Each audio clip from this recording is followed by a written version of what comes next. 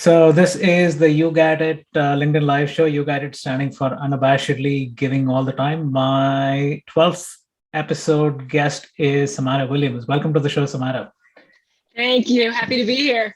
And by way of background, Samara and I connected thanks to the LinkedIn algorithm and some amazing connections you and I shared, Samara, like Helen Patton, Chris Zell, and others. So, and there was one quality about your post that started to hit me. Right, it was all about helping others, particularly people wanting to break into cybersecurity, trying to build the bridge between uh, people like you who are inside the community and leading that, and people want to get in. So, but there was a remarkable quality about that giving, which isn't.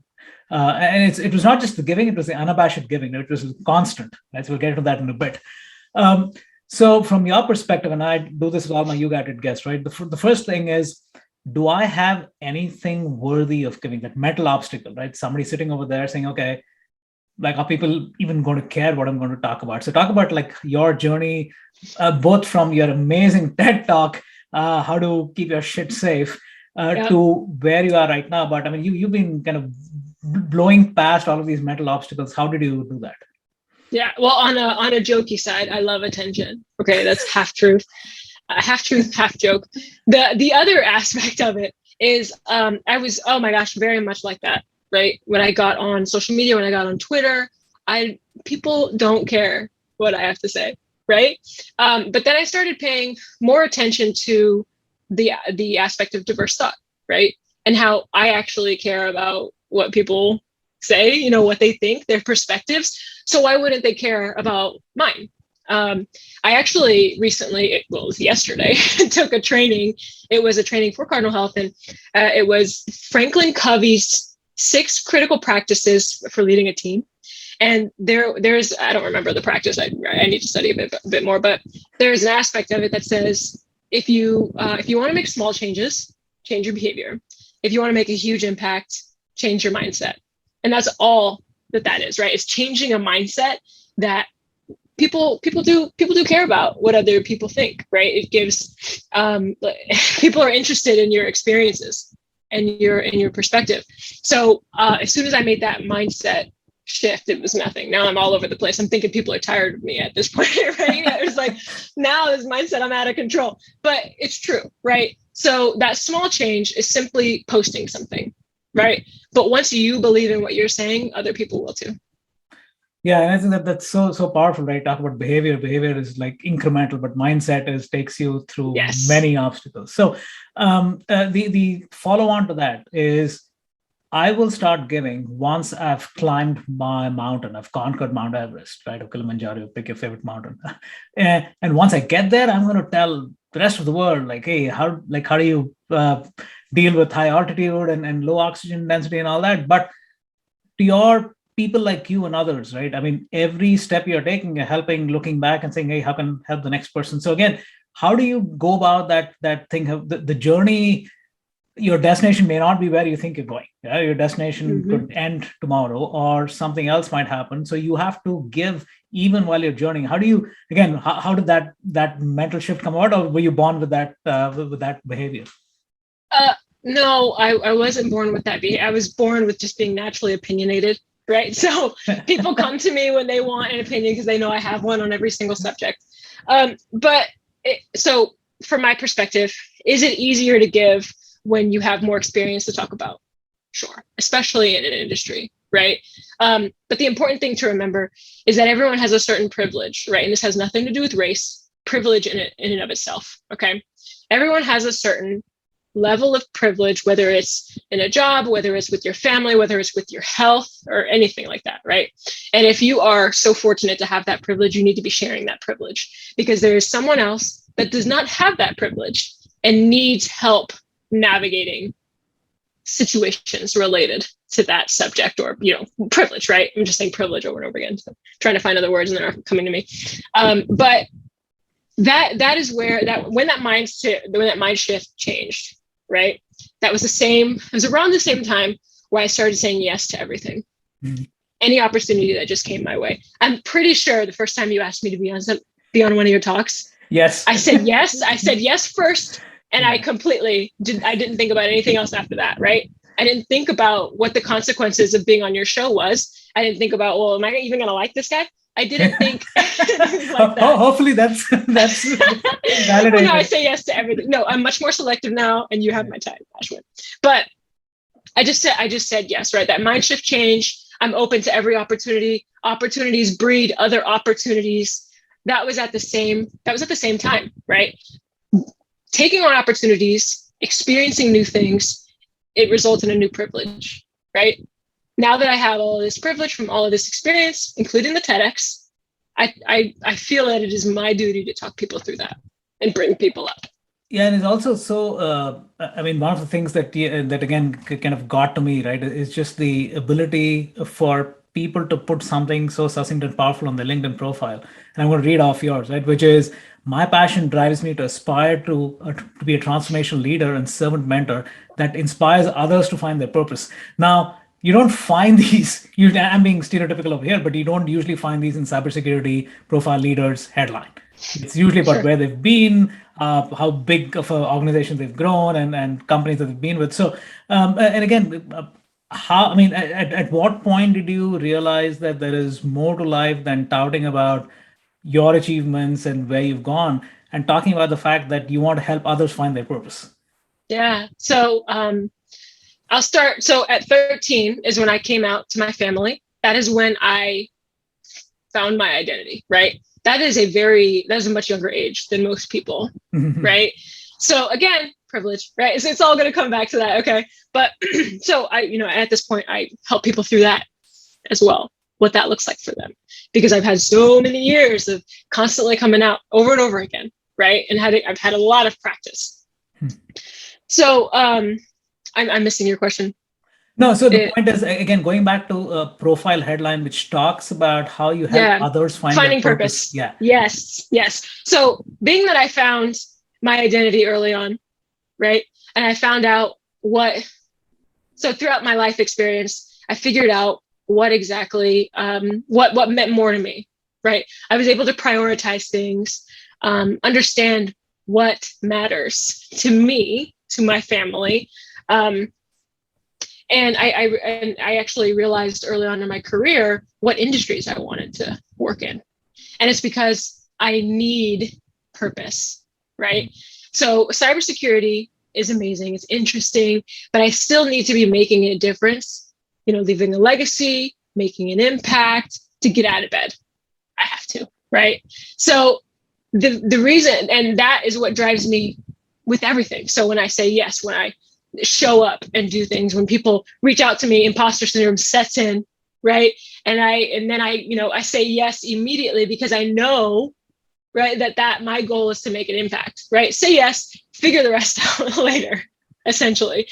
So I want to give everybody else that privilege to be able to find their purpose, prioritize the things in their life, and feel connected and driven to their own mission. Wow. So you talked about something else, which I think is going back to societal expectations, right? And this is business school. I mean, it's a quote unquote, hey, career 101, which is ROI. Everything is ROI driven, right? You've made 10 posts. I mean, how many followers did you get, right? It's like I've done so much. So this person, what has he or she done for me? Again, that doesn't work in the you get it mentality. And again, as you talked about Franklin Covey, I mean, there are lots of these givers that people want to do something for him or her because of what they're doing, right? And again, I'll be honest with you, right? If I had anything I could do to Samara, I will do it, because not particularly that you've done anything for me, but I'm seeing the amount of, the work you've done on Twitter and LinkedIn, looking at resumes where people want to break in, asking for people who are looking to hire and making those connections. That's all that matters. Right. So I think how does somebody get past that? Hey, the traditional ROI, the traditional return on investment does not work. Instead, you have to kind of adopt a different mindset, which might sound counterintuitive, but it's the only way that you can succeed. Yep. Yeah. So I mean, that's tough. that is very tough. I do not believe in transactional relationships. I do not want them. Even if it's a family member, I will stay 10 feet away, always. That is not how relationships should be. in general. And any person, any connect, there's some sort of defining aspect to our relationship. Some people would say, well, that's not really a relationship. You just met them. And I'm like, well, no, everything has potential, right? So for instance, a dude reached out to me on LinkedIn and he's just like, I am so discouraged, right? I don't know what I need to do to get in this industry. I've tried so much, you know what I mean? Essentially I need help, right? And that hit me because he reached out to me, right? And when I looked back in our chat, I helped him, right? But I must have been busy at the time because I felt like I didn't give him as much as I could have, right? But still, I must have given him enough because he still reached out to me. So I sent that Calendly link and I was like, dude, let's set some time. Let's talk about this, right? Because I know what you're going through. It's tough. I'm not looking for anything from him. I promise I'm not, but I've had so many people help me along the way and make significant impact in my life that I have to pay that forward. Otherwise, I wasted those other people's time. And people are always like, pay it forward. Yeah. So like, I'm still not getting anything out of it, right? But I'm a strong believer, and this is something I'm instilling in the kids too. When you do good things happen to you, right? And it's not necessarily karma. I'm not super religious. Like God's not doing these things for me. It's more of your mindset, right? And how you look at certain situations. That's how good things happen to you. So one thing that you mentioned a few times, which is a challenge every yogator faces, which is self-help, needing to keep one's own mind clear, needing to have those 8 hours or whatever number of hours of sleep that you get, so that the mental health aspect, the ability to give, does not get compromised, right? So how do you draw boundaries? I know you talked about prioritization a little bit, but talk a little bit about Samara today versus Samara who used to say yes to everything a year ago. Oh boy. and how has that journey evolved? Yeah. Oh my gosh. Okay. This is a nice little exercise I haven't done in a while.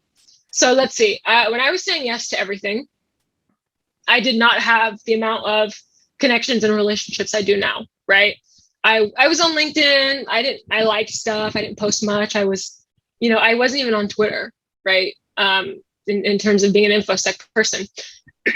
So I was saying yes because, gosh, I don't know. Well, okay. To be completely honest, I wanted something for my career, right? I knew the people I see out there are volunteering their time, and that's how they got essentially to where they are. So that was my goal.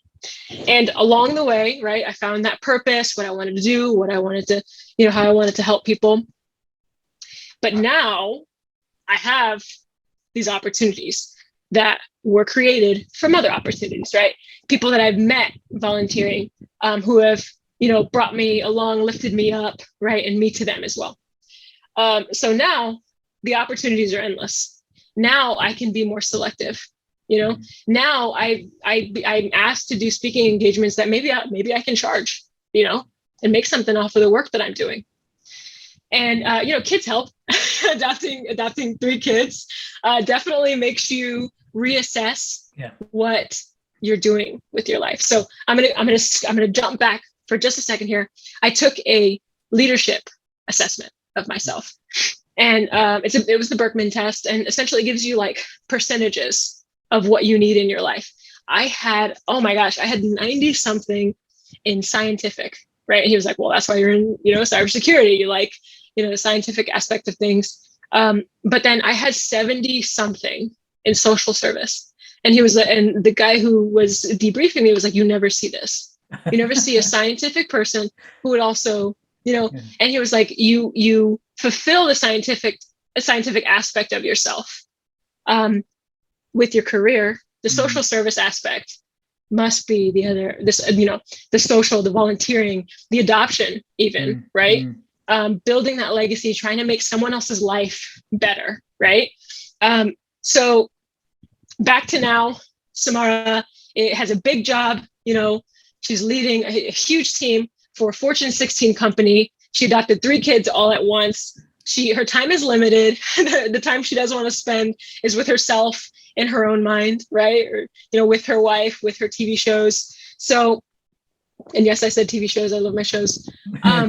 Now I am essentially only making time for the things I have to do, right? There's certain things we have to do as adults and parents and partners, and what brings me joy.